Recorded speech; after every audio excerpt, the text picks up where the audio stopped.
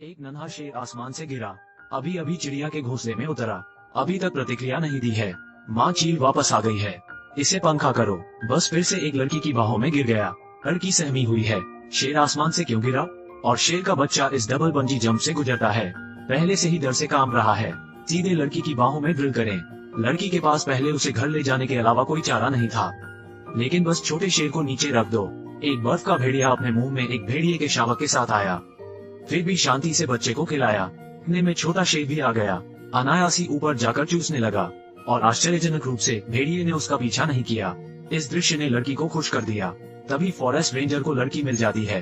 उससे शेर शावक के बारे में पूछे। पता चला कि अभी कुछ दिन पहले शिकारियों ने शेर के शावक की मां को मार डाला।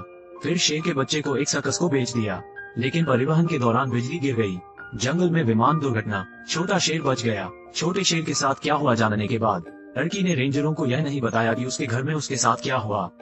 वापस जाने के बाद दो पेट भरे छोटे लड़के पहले से ही सोफे पर खेल रहा है। राहत की बात यह है कि मकान नहीं तोड़ा गया। उसके बाद हर दिन मादा भेड़िया दो शावकों को पालने के लिए समय पर घर आएगी। ये लड़की को बहुत चिंता से बचाता है।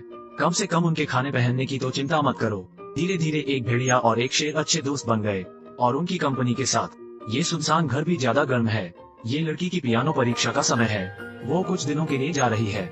जाने से पहले उसने जानबूझकर खिड़की खोल दी। आधा भेड़िए के लिए अंदर आना और खाना खिलाना सुविधाजनक होता है, और लड़कियां भी बहुत अच्छा कर रही हैं।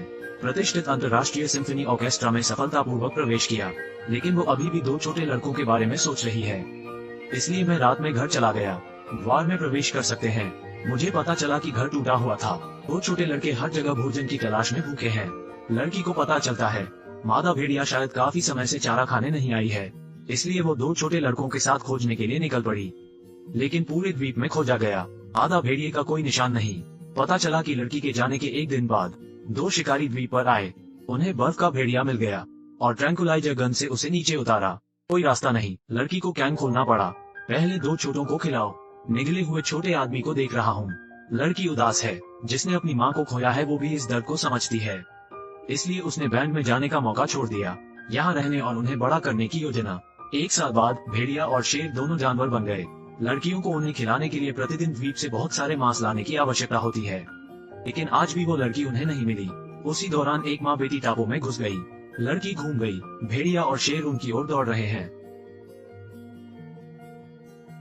लड़की जंगल में निकल गई। एक खूंखार शेर ने देखा और उसके पास आ गया, लेकिन इससे सिर्फ लड़की के जूतों की गंध आ रही थी। तभी एक हिम भेड़िया भी उसकी ओर दौड़ा, और यह सिर्फ लड़की पर बरसता है। देखिए, उसने कोई जवाब नहीं दिया है। दो खूंखार जानवरों ने अपना सिर आसमान की तरफ उठाया और जोर से दहाड़ने लगे। पता चला कि वे बच्ची को बचाने की कोशिश कर रहे थे। मैं किसी का इंतजार नहीं कर रहा हूँ। वे पूरी रात युवती के पास ही रहे। वे एक बार अपनी माँ को खो चुके हैं।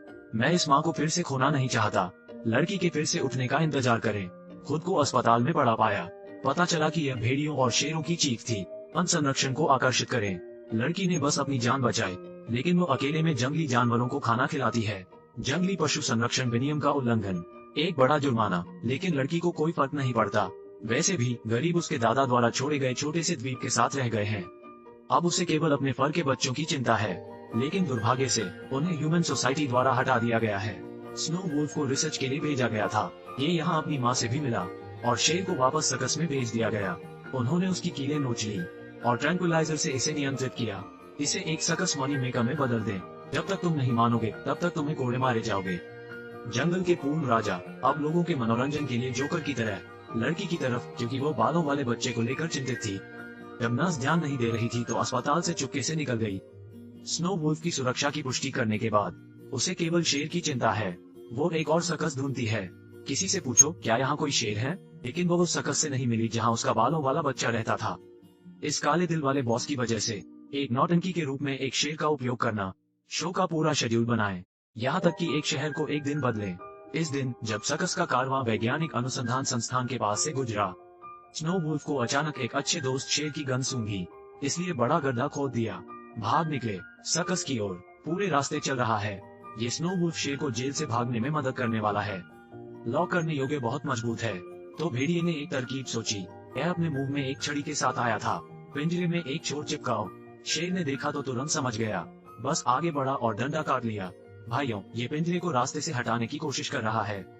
परिणाम क्लिक है। लाठी टूट गई। सर्कस के मालिक ने हरकत सुनी। आओ इसकी जांच करें। बर्फ का भेड़िया बॉक्स के पीछे छिप जाता है और एक अवसर की प्रतीक्षा करता है। जिस क्षण मालिक ने पिंजरा खोला, भेड़िया दौड़ा और उसे नीचे फेंक दिया। उसके प्रतिक्रिया करने के बाद भेड़िया और शेर बहुत पहले भाग चुके हैं। वे अंततः मुक्त हैं। धूप में खिलखिलाना। अब उन्हें एक और काम करना है, यानी माँ को ढूंढने के लिए घर जाना।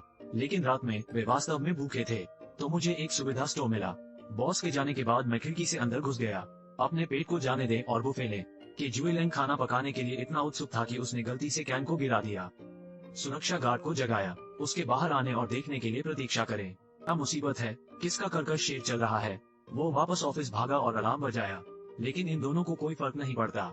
खाने पीने के बाद भी मैं अपना खाना बचाने के लिए शहर में इधर उधर भटकता रहता हूँ। निवासियों को लगभग मौत से डरा दिया, लेकिन इस तरह की गड़बड़ी ने विशेष पुलिस को सीधे तौर पर चिंतित कर दिया। उन्होंने तुरंत एक मैनहंट लॉन्च किया। इनके अलावा सर्कस का मालिक भी शेरों का शिकार कर रहा है। ये कैच गाय वापस आने के लिए बाध्य है। निशान का पीछा करते हुए बॉस को जल्द ही शेर मिल गया। उसने ट्रैंक्विलाइजर गन उठाई और गोली चलाने ही वाला था। बर्फ का भेड़िया दौड़ पड़ा। शेर के लिए बंदूक ब्लॉक कर दी। बॉस ने देखा कि बर्फ का भेड़िया नीचे गिर गया है। वो डरा हुआ है, क्योंकि उसने जिस एनेस्थीसिया का इस्तेमाल किया था वो स्नो वुल्फ के लिए घातक होगा। हिम भेड़िया एक लुप्तप्राय प्रजाति है। उसे परेशानी होने की चिंता थी। वो अपने बेटे को लेकर मौके से फरार हो गया, लेकिन उसने ध्यान नहीं दिया। जाने से पहले बेटे ने दवा समझने के लिए चुपके से बर्फ के भेड़िए को खाना खिलाया, और उनकी माँ को खबर लग गई। मौत के लिए चिंतित। पहाड़ विशेष पुलिस से भरे हुए हैं। अगर उन्हें 2 फर के बच्चे मिल जाते हैं, निश्चित रूप से उन्हें गोली मारो। इस समय लड़की ने अचानक सोचा, वे अपना खुद का पियानो सुनते हुए बड़े हुए हैं, इसलिए मैं तेजी से कार में वापस गया। पियानो संगीत बजाते समय उनकी तलाश करते हुए। वास्तव में शेर ने पियानो सुना और सड़क के किनारे आ गया। अंत में माँ से मिले। लड़की उत्साह से कूद रही है, लेकिन शेर ने उसे जंगल में जाने के लिए कहा। वे मुड़ते और मुड़ते हैं। मैं उस लकड़ी के घर तक गया जहाँ मैं आया करता था, और यहाँ बर्फ का भेड़िया पड़ा है, बस थोड़ा कमजोर। जल्द ही विशेष पुलिस भी यहाँ मिल गई। उन्होंने अपनी बंदूकें उठाई और सीधे केबिन में चले गए, लेकिन अंदर कोई नहीं है। ये पता चला कि इस लकड़ी के घर में एक गुप्त मार्ग है। लड़की भेड़िए और शेर को गुप्त रास्ते पर ले जाती है। एक पेड़ के छेद से बाहर आया, और उसका घर नदी के उस पार है। बस तैरो और वे सुरक्षित रहेंगे, क्योंकि वो द्वीप एक निजी डोमेन है। लड़की की इजाजत के बिना पुलिस को भी अंदर नहीं जाने दिया जाता। हालांकि स्वाट ने उन्हें ढूंढ लिया। शेर उत्सुकता से दहाड़ता है, कहता हुआ प्रतीत होता है, तुम जाओ, मैं टूट गया हूँ। फिर दृढ़ता से घूमो, जंगल में जाओ, स्थिति अत्यावश्यक है। लड़की के पास पहले बर्फ के भेड़िए को लेने के अलावा कोई विकल्प नहीं था। लेकिन लंबा नहीं। मैंने अपने पीछे बंदूक की आवाज सुनी। लड़की का दिल टूटने वाला है। आश्रय जाने के बाद वो पहले ही आंसुओं में रो चुकी है, और बर्फ का भेड़िया दूसरी तरफ देख रहा है। लड़की उदास होकर बोली, यह वापस नहीं आएगा। हिम भेड़िया रोना। लेकिन इस समय जंगल में चहल पहल थी। तभी एक